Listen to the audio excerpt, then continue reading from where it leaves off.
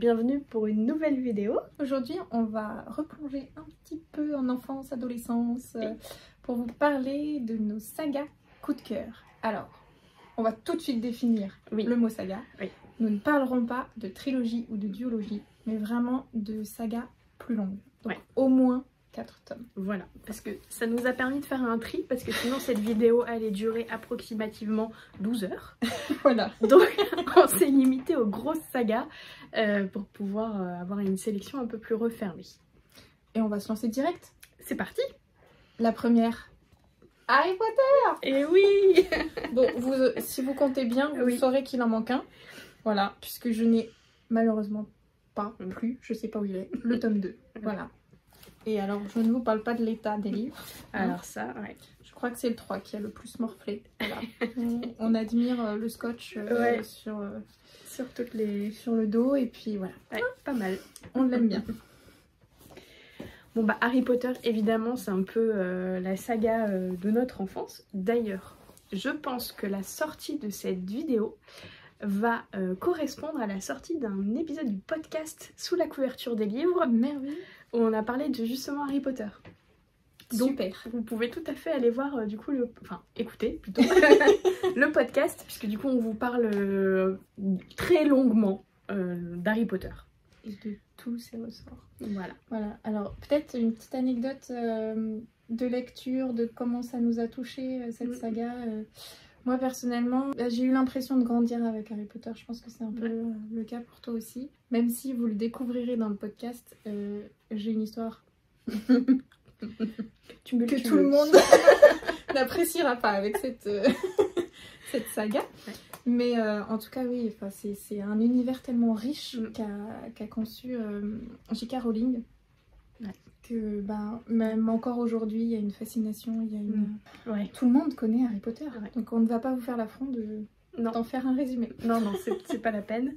Oui, pareil, hein, moi j'ai lu le tome 1, j'avais très exactement 10 ans, donc voilà. Et j'ai fini, j'avais 18 ans, donc voilà, on a vraiment grandi avec Harry Potter. On attendait la sortie de chaque tome avec impatience. Et moi, la petite anecdote que je peux vous donner, c'est que dans ma famille, tout le monde lisait Harry Potter, au point où pour les vacances entre ma 3e et ma 2e, si je ne me trompe pas, on a fait, c'était la première fois qu'on faisait un grand voyage en famille et on est parti en Écosse. Et tout a un peu tourné autour d'Harry Potter parce que je pense que ça faisait aussi plaisir à mes parents. Et j'ai pris le Jacobit, qui est le Poudlard Express. Voilà, donc c'était une sacrée expérience. Donc à l'époque, Dumbledore n'était pas encore mort. Et donc du coup, on est passé devant l'île où il est enterré sans savoir que c'était l'île où il allait être enterré. Voilà, et puis... Enfin voilà, c'était trop bien. Une saga que j'ai en français et en anglais, mais ils sont déjà bien assez épais pour que je vous les montre que en français. Oui, il y en a 5 car j'ai rajouté Midnight Sun, qui est le point de vue d'Edward. Donc vous l'aurez compris, c'est Twilight. Ça a vraiment marqué mon adolescence, moi personnellement. Je me souviens que je le voyais tous les ans au Salon du Livre de Paris. Et je me disais, oh non, ce truc, ça a l'air nul, ça a l'air bizarre, étrange. Et puis, je pense que c'est au bout du 2 ou 3e tome, j'ai commencé à vraiment en entendre parler comme quelque chose d'incroyable, de plus doux que ce que je pensais. Ouais. et je m'y suis mise. Et puis, j'ai pas décroché. Que voulez-vous, Edouard et Bella, c'était moi, j'avais l'impression d'être dans ma propre tête, des fois. Pas toujours quand même, disons-le. Mais vraiment, j'ai grandi avec elle, quoi. Ouais, alors moi, je ne sais pas si j'ai tout lu de Twilight. En tout cas, j'ai pas lu Midnight Sun, ça c'est sûr. Mais je suis pas sûre d'avoir lu tous les tomes. Je me demande si je me suis pas arrêtée juste avant la fin. C'était l'engouement, tout le monde lisait, puis alors ces couves étaient, c'était d'une modernité à l'époque incroyable. Je pense que ça marquait aussi les esprits, c'était aussi visuel. On me les a prêtés les Twilight, je les ai pas du tout. Tout le monde les lisait, toutes mes copines les lisaient, elles adoraient ça. Et c'est vrai que le tome 1, en fait ça m'a complètement happée. J'avais envie de savoir, mais j'ai pas complètement accroché. Je dois bien avouer. Mais c'est vrai qu'il y a une telle fascination sur Twilight que j'ai bien envie de les relire maintenant que je suis adulte pour essayer d'avoir un regard différent sur les livres. Après, je pense que adulte, je pense que j'aurais pas la même fascination parce que on est vraiment dans la tête d'une adolescente. Donc à l'époque, moi, ça m'a beaucoup parlé. Je pense qu'aujourd'hui... je me suis demandé si j'étais déjà pas un tout petit peu trop âgée pour les lire du coup. Quand tu l'as commencé. Ouais. Et je ne sais pas si vous savez, mais il existe une adaptation graphique. Voilà, vous aurez reconnu la scène du film. Donc, vraiment, c'est tout le tome 1 en roman graphique. Donc, n'hésitez pas à aller checker ça si vous êtes fan comme moi et que vous voulez tout découvrir. Et puis, il y a, comme vous le savez, une nouvelle. Alors là, elle est en anglais parce que je ne l'ai qu'en anglais, celle-là. Et je ne l'ai toujours pas lue. Vous vous rendez compte? Il me reste encore du Twilight à lire. Alors ensuite, une autre saga que vous connaissez peut-être si vous êtes né dans les années 90, fin 80. 4 filles et un djinn. Oui. Une saga que j'ai découvert au collège, je pense. Hein. Ouais, moi aussi. Je les ai tous avalés. Oh là là, c'était trop bien. C'est 4 amies qui se partagent un jean et puis en même temps elles ont toutes des histoires différentes mais très touchantes et elles ont toutes des personnalités très différentes, donc même si on n'accroche pas trop avec l'une, on accroche plus avec l'autre et en fait elles évoluent aussi au fil des tomes.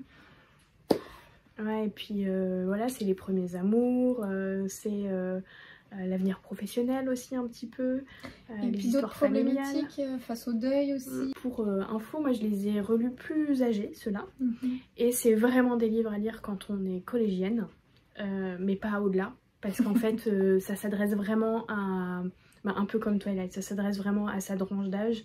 Et quand on le lit plus tard, je sais pas, il y avait un attachement qui se faisait pas de la même façon, alors que j'adore l'histoire, donc ça m'avait un peu surprise de pas les aimer autant.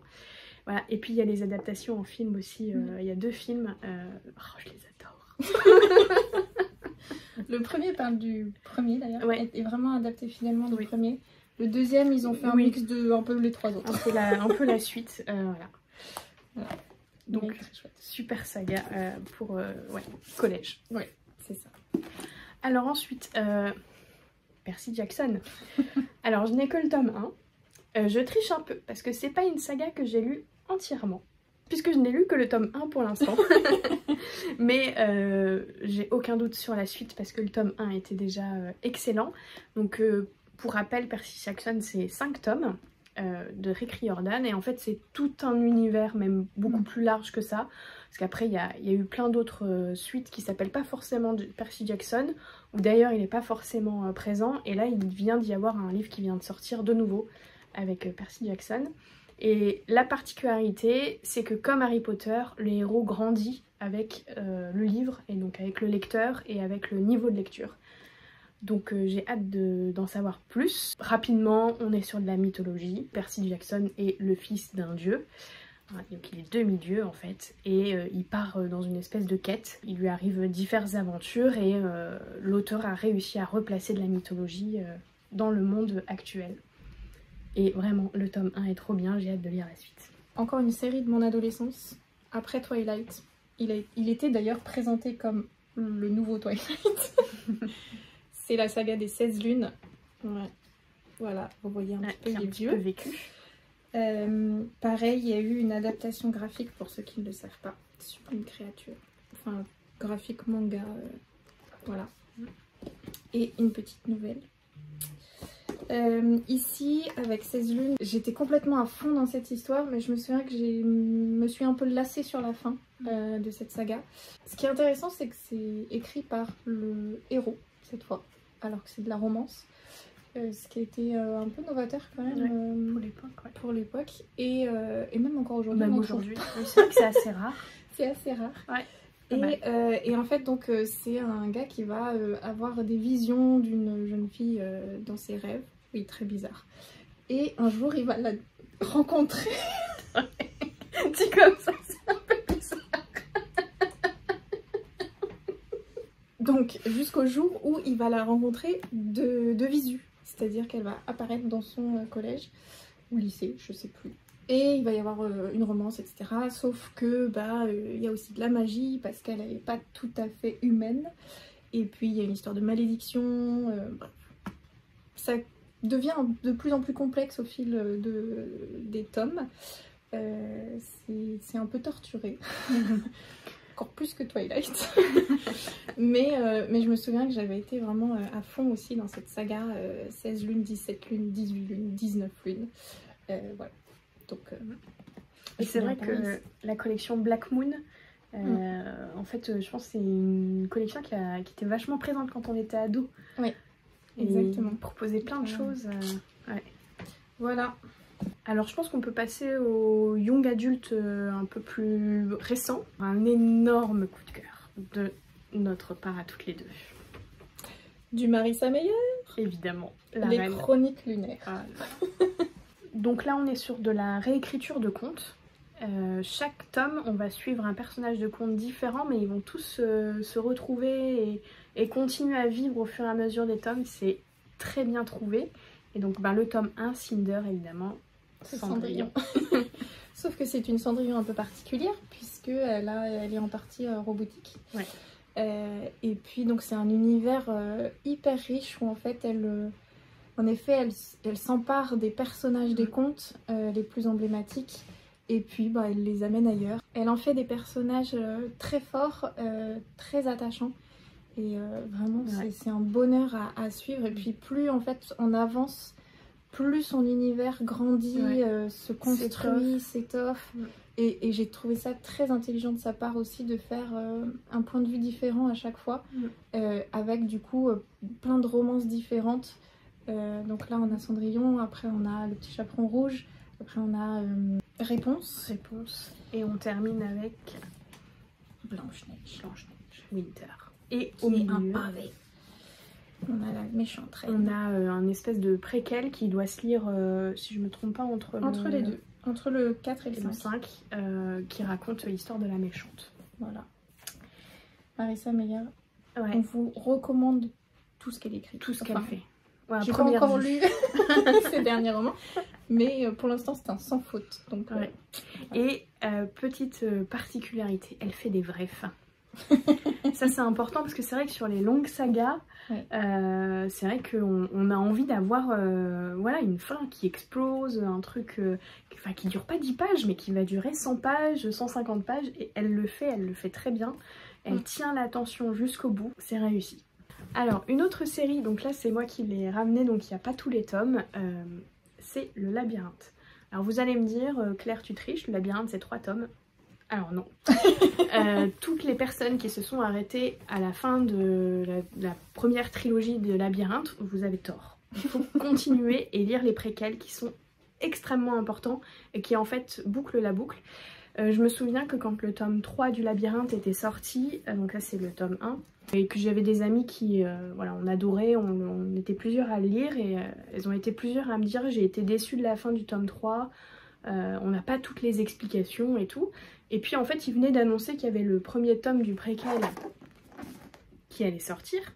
Et du coup moi je me suis pas arrêtée là et j'ai lu le préquel, et en fait donc le préquel il y a trois nouveaux tomes. Et ben en fait il y a enfin toutes les explications qu'on n'a pas à la fin de la première trilogie. Donc vraiment ils sont à lire ensemble. Donc en tout il y a 6 tomes. Il y a également il y a 2 ou 3 ans un tome un peu intermédiaire, une petite novella qui est sortie sur Newt. Et il y a aussi un tome après qui est sorti il y a 2 ans, que j'ai pas encore lu, mais ça va me donner une occasion de les relire. Vraiment c'est une de mes sagas chouchous que j'ai envie de relire à chaque fois que je la vois dans ma bibliothèque, qui a été adaptée aussi au cinéma. Et pour faire le pitch rapide pour ceux qui ne connaissent pas, c'est l'histoire de Thomas qui se réveille un jour au milieu d'un labyrinthe, logique, et il est entouré de jeunes garçons qui sont avec lui, qui ont entre 12 et 18 ans globalement, mais aucun d'eux ne se souvient de qui il est et de l'univers, de où ils sont, de qui ils sont, de tout ce qu'ils savent d'eux-mêmes, c'est leur prénom et c'est tout. Et ces garçons sont là depuis un certain temps, donc en fait il y en a qui arrivent tous les mois au milieu de ce labyrinthe, et donc ils ont réussi à se réorganiser en société. pour essayer de survivre. Et tous les jours, il y a certains de ces garçons qui vont dans le labyrinthe pour essayer de trouver la sortie. Et voilà, et en fait on est sur une dystopie. C'est très bien mené, c'est très cinématographique dans les descriptions. Comme toutes les dystopies, ça raconte quelque chose de notre société aujourd'hui, notamment sur la notion de l'écologie qui est très intéressant. Alors moi je vais vous présenter toujours des trucs ados, mais on change un peu de sujet. On part sur de la romance. Et de la romance historique avec la saga Rebelle. Alors oui, le tome 1 est en français, les autres sont en anglais puisque dans mon adolescence je n'ai pas pu attendre les versions françaises de la suite. Et donc je me les suis procurées en anglais, puisqu'à l'époque je dévorais les livres en anglais également. Et donc déjà ces couves on rêve toutes de ces belles robes. Je crois que ma préférée c'est celle-ci, la 3e. Je crois que la rouge est pas mal aussi. Ouais. Voilà, cette série qui a pas tant fait parler d'elle, enfin en tout cas aujourd'hui elle est bien oubliée, mais moi je l'avais dévorée. Je me souviens d'une fin, alors je sais plus si c'est la fin du tome 1 ou la fin du tome 2 qui m'avait laissé le cœur brisé, littéralement. En gros c'est une sorte de gossip girl historique, romance d'époque. Voilà, vous mélangez tout ça, vous mettez ça dans un livre et ça donne Rebelle. J'étais à fond, j'étais vraiment à fond. Il y a des romances, des trahisons, des intrigues génialissimes. Donc je garde un très bon souvenir de cette série, de cette saga de 4 tomes. Ah, je les ai pas lus. Je sais qu'à un moment j'ai eu le tome 1 dans ma bibliothèque, mais je pense que je l'ai relu, enfin je l'ai revendu parce que je me plongeais pas dedans, puis à un moment dans ma vie il a fallu que je fasse des tris suite à des déménagements, mais c'est vrai que ça me donne envie. Alors ça c'est une série dont on avait commencé à vous parler. Oui, La Passe Miroir. Voilà, de Christelle Dabos. Je pense qu'on vous refait pas de résumé. Donc là on est sur, parce que d'après ce que je vois, c'est la première saga française, non, qu'on présente. Ah non, il y avait... non, c'est la première. Une saga française dans le lot. Donc là, de la fantaisie adolescente, young adulte, donc publiée chez Gallimard Jeunesse. Moi, j'ai enchaîné les 4 et je suis très contente de les avoir enchaînés parce que bien vraiment... en fait, moi, c'est vrai que le 1 est resté dans ma bibliothèque sans être lu pendant très longtemps. Et du coup, ce qui était bien parce que... Le tome 4 était sorti quand j'ai commencé à les lire. Donc du coup j'ai pu vraiment les enchaîner. Alors pas tout à fait les enchaîner, mais en tout cas les lire à un rythme très soutenu. Ce qui m'a permis de tout garder en mémoire, parce qu'avec ma mémoire de poisson rouge, sinon c'était sûr que j'allais jamais finir cette saga. Et je suis très contente de l'avoir fini, même si c'est vrai que la fin est très controversée, parce qu'elle est tellement complexe et Christelle Dabos nous emmène si loin que c'est un peu difficile de la suivre de temps en temps. Et c'est vrai que dans le tome 4, mon conseil pour tous ceux qui n'osent pas se lancer parce qu'en effet ils ont entendu comme quoi c'était complexe, etc. Acceptez d'être perdu pendant les 3/4 du livre. Et à la fin, je vous assure, vous allez aimer. Mais en effet, il faut accepter de ne pas tout comprendre, d'être perdu pendant pas mal de temps. Et puis raccrochez-vous à Thorne si jamais. À Thorne et Ophélie qui sont toujours une petite romance de fond génialissime. Parce que c'est vrai que moi j'ai commencé La Passe Miroir, je crois qu'il n'y a que les 2 premiers tomes qui étaient sortis. J'ai lu le tome 3 assez rapidement et en fait j'ai pas enchaîné avec le tome 4 puisque j'ai dû attendre. Et je me souviens plus, en fait l'univers est tellement complexe. Il y a tellement de détails, il y a quand même aussi pas mal de personnages. Je serais incapable de faire un résumé du tome 3, ou même le tome 1 un petit peu plus que les autres, mais voilà. Donc du coup, pour relire tout ça, il faut relire. C'est ça.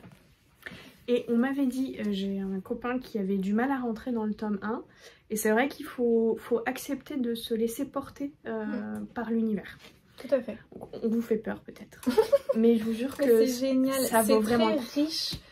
Faut s'imaginer une jeune fille qui a plein de doutes, qui se pose plein de questions, qui est mariée de force à un homme qu'elle trouve hyper froid. Elle sait pas trop comment l'aborder du coup parce que c'est un peu un mur en face d'elle au départ. Alors elle est très maladroite, elle a plein de côtés un peu drôles, parfois naïfs, mais en même temps elle est d'une curiosité, d'une intelligence, elle capte tellement de choses. Et puis elle est hyper fidèle, elle est loyale, elle est droite, elle est bien dans ses bottes et elle sait où elle va.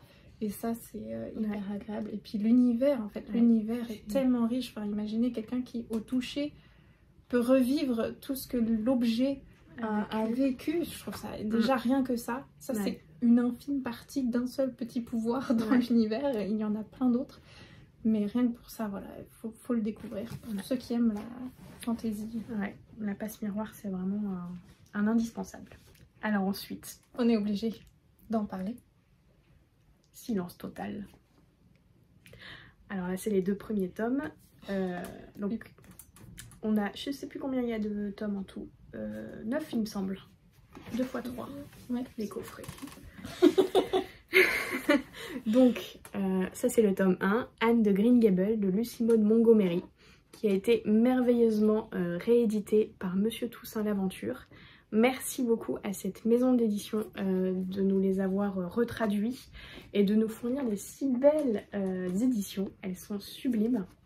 Bon, pour les bourses un peu plus petites, il y a aussi les poches qui sont en train de sortir au fur et à mesure. C'est voilà. Donc là, c'est les 2 premiers tomes. Oui, parce que je n'ai que les 2 premiers pour l'instant. Voilà. Je les ai pas tous non plus. Moi, j'en suis à la lecture, j'en suis au 5. Enfin, je dois commencer le 6e là. Est-ce que vraiment on a besoin d'en reparler sur cette chaîne? Je crois que voilà. Vous avez un peu, si vous êtes habitué à regarder nos vidéos, on en parle et reparle. Parce que... Gros coup de cœur. Voilà. Il faut suivre cette jeune fille, tellement jeune fille d'ailleurs, qui grandit et qui devient femme et qui... Même plus. Même plus. Au fil des tomes, mais qui est si vive, si intelligente et qui nous raconte son quotidien, sa vie, tout simplement avec délice, avec humour, avec bienveillance, avec amour. Enfin, c'est... Voilà, c'est une galerie de personnages, de situations qui sont drôles, de situations aussi qui sont... Parce que ça aborde aussi la question du deuil, des choses comme ça, mais avec une véritable âme dans tout ce qu'elle dit, et toujours du bon côté, même quand ça va pas, parce qu'elle voilà, elle traverse aussi des épreuves. C'est vraiment très beau, c'est très bien écrit de la part de Lucy Maud Montgomery, très poétique, et une jolie traduction. Et en plus, dans cette traduction-là, moi, ce que j'aime beaucoup, c'est qu'il y a aussi des notes de bas de page qui donnent des références. Parce que c'est vrai que ça a été écrit quand même un certain temps. Et c'est très chaste. Et c'est vrai qu'elle fait référence à des auteurs de l'époque, à des livres qui étaient des best-sellers à l'époque au Canada. Mais nous... on n'en a jamais entendu parler. Voilà. Donc du coup, on n'est pas complètement perdu. On est un peu porté par ces notes-là. Enfin, vraiment une pépite. Lisez-les. J'enchaîne avec une série qui a été traduite en français, mais la version française est catastrophique. Je vous présente les livres en anglais, puisque moi, je les ai découverts en anglais. Et regardez-moi ça. En plus, ils sont magnifiques. Il faut que je vous montre les couvertures. On commence avec le tome 1, Wicked Lovely. Le tome 2, Ink Exchange, qui est mon préféré. Je vous en parle juste après. Le tome 3. Le tome 4, bon, j'aime un petit peu moins la couve. C'est moins mon style. Mais le 5 se rattrape. Magnifique. Pour terminer cette saga de 5 tomes. Alors, ma mémoire de poisson rouge ne pourra pas vous faire de résumé extraordinaire. Mais en gros, c'est un univers de fées. Il y a la cour de l'été, la cour de l'hiver. On y suit une jeune fille qui va se retrouver à la cour d'été, je crois. Il y a de la romance, il y a des personnages secondaires incroyables et surtout en fait dans le tome 1, 3 et 5, si je ne me trompe pas, suivent en effet l'héroïne principale et le tome 2 et 4 suivent des personnages secondaires. Donc là. Et là on a une sorte de magie des tatouages qui apparaît. Je raconte très mal l'histoire, je suis affreusement désolée. J'espère que je vous donnerai quand même envie de découvrir cette série parce qu'elle est incroyable. Mais ma mémoire de poisson rouge ne se souvient pas de grand chose si ce n'est des sentiments que m'ont procuré ces lectures. Et donc dans celui-ci, dans ce tome 2, c'est une histoire dramatique qui finit mal. mais moi. C'est ce qui m'a plu parce que j'aime beaucoup aussi les histoires qui n'ont pas des fins comme on le souhaiterait. Alors, enfin, quand je dis ça finit mal, ça finit mélancoliquement. C'est-à-dire que tout n'est pas beau, tout n'est pas comme on le souhaiterait, mais en même temps c'est plein d'espoir quand même. Bref, mais ça c'est le tome 2 parce que c'est celui qui m'a le plus marqué, donc je vous en parle le plus. Mais c'est vraiment une saga. Alors si je me réfère à la 4e, il y a 3 règles dans ce pays des fées. Il ne faut pas regarder les fées invisibles dans les yeux. Il ne faut pas parler aux fées invisibles. Et il ne faut surtout pas attirer leur attention. Ça, c'est les règles que doit suivre l'héroïne, Aisling, c'est ça, qui, elle, voit les fées. Voilà, c'est le point de départ. Je peux pas vous en dire plus. Si ce n'est que c'est une série extraordinaire et que j'aime énormément la plume de Mélissa Marr. Vous pourrez aller voir les couvertures françaises, les titres français, si vous voulez, tapez Mélissa Marr. C'est affreux. Voilà, je ne sais pas ce qui est passé par la tête des éditeurs, mais en tout cas je trouve les couvertures vraiment moches. Ça centre énormément sur la romance, alors qu'en fait cette série pour moi c'est beaucoup plus que ça. La romance est en fond et c'est vraiment les intrigues politiques, les intrigues de l'univers magique qui sont au cœur. Donc voilà, j'ai été très déçue. Je crois que ça s'appelle Ne jamais embrasser, ne pas t'embrasser ou quelque chose comme ça. Alors qu'on est sur Wicked Lovely au départ. Avec ce genre de couverture, alors qu'ils nous ont mis Enfin, vous verrez. Allez voir. Je vous le mettrai pas ici parce que je déteste. Mais voilà. En tout cas, si vous lisez de l'anglais, lisez-les en anglais. Si vous voulez découvrir en français, bon bah découvrez en français, mais effacez la couverture et le titre de votre tête. Et en plus le pire c'est que je crois qu'ils n'ont pas tout traduit parce qu'ils n'ont traduit que 3 tomes. Et je me demande s'ils n'ont pas zappé le tome 2. Ah oui. Bref. Ah oui. Et juste pour ceux qui le veulent, il existe aussi, si vous ne lisez pas très bien en anglais, il existe des petits mangas qui eux se lisent beaucoup plus facilement, qui sont dans le même univers mais qui traitent de personnages totalement autres. Donc on se retrouve là dans une partie de l'univers qui se passe dans le désert avec des personnages nouveaux, des intrigues nouvelles. C'est pas une adaptation de la série mère, mais vraiment des petites histoires en plus qui sont trop chouettes. Et du coup, je vais terminer par une saga adulte cette fois et dans un univers complètement différent puisque je vais vous parler des détectives du Yorkshire. Donc là, on est sur... c'est trop beau. Sur du cozy mystery. Voilà, c'est un genre que j'aime aussi beaucoup. J'en lis pas autant que ce que je voudrais. Il faudrait arrêter de travailler pour lire plus, mais c'est pas possible. Parce qu'il faut de l'argent pour acheter les livres. C'est un peu plus vicieux finalement. Voilà, donc là, si vous aimez les meurtres, les plaids et les jolies petites histoires d'amour, tout ça n'a pas l'air d'aller ensemble, mais croyez-moi, ça va très bien ensemble. Et puis dans les détectives du Yorkshire. L'ambiance anglaise. Voilà, campagne anglaise, tout comme il faut. C'est super, donc là on suit une jeune femme qui s'appelle Delilah. Qui vient de divorcer, qui est avec son grand chien, qui essaye de reprendre pied, recommencer sa vie, aussi professionnellement, et arrive dans la ville, parce qu'elle habite dans une petite ville anglaise, tout ce qu'il y a de plus anglais de ce qui existe. On sait, il n'y a pas d'autre façon de le dire. Un ancien camarade de classe qui s'appelle Samson. Alors, je ne sais pas s'il faut vraiment le dire comme ça. Samson. Je pense que c'est plutôt Samson, c'est un peu plus classe. Et qui arrive, qui est un ancien, enfin qui est toujours flic, mais qui est un peu mis à la retraite forcée parce qu'on sent qu'il y a une histoire derrière. Et puis il y a un meurtre. Et en fait, elle se met à enquêter parce qu'elle est curieuse. Et lui est détective privé, donc il se met à enquêter, il se retrouve avec elle dans ses pattes, et puis vous voyez à peu près où ça va aller. Hein. Il y a pas... Le petit bougon, et puis voilà. la sunshine. Il y a toute une ambiance, et l'enquête finalement est à la fois très importante et un peu secondaire aussi. Enfin, c'est du cozy mystery, quoi. Il y a une adaptation qui avait été faite à la télé que j'ai pas vue. Je suis assez curieuse. Mais je crois que c'est une adaptation française, donc j'ai trouvé ça un peu étrange pour un livre anglais. Un livre anglais qui est très anglais. Mais apparemment validé par l'autrice Julia Chapman qui a chapeauté aussi tout ça. Donc si vous l'avez vu, je suis très curieuse d'avoir vos avis. Et voilà, on a fait le tour un peu de nos sagas emblématiques. Donc n'hésitez pas à nous dire, vous, quelles sagas vous ont marqué dans votre vie, lesquelles vous continuent à vous faire vibrer. Ouais. Puis aussi, nous, toutes ces sagas-là nous ont aussi amené certaines à la lecture, ou en tout cas à apprécier des univers qu'on connaissait pas avant, à mettre le pied dans de la fantasy par exemple, des choses comme ça. Alors si vous êtes arrivé jusque là et que vous nous avez suivis, merci déjà.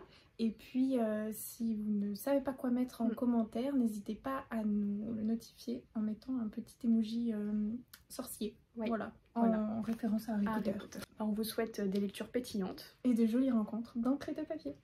À bientôt.